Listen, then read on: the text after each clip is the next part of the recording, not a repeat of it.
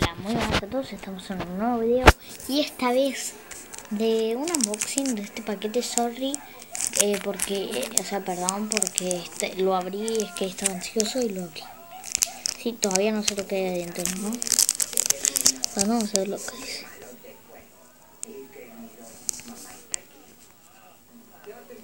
Ay, Dios.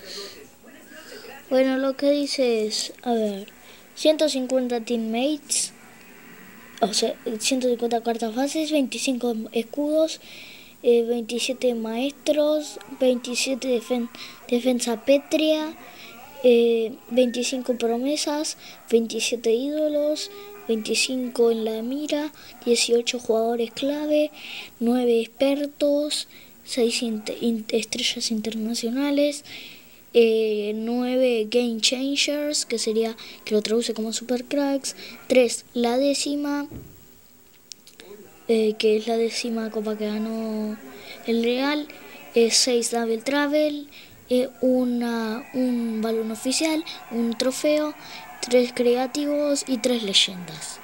Ahí. 2014-2015 Panini.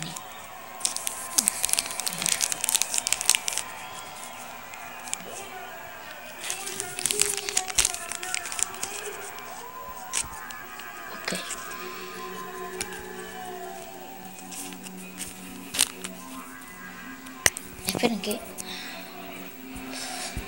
Esperen que muevo así. Primera carta. Leandro Salino.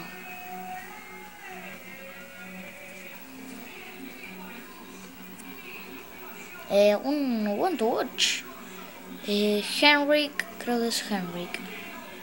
El apellido no lo voy a pronunciar porque no lo sé. El escudo del Sporting Portugal.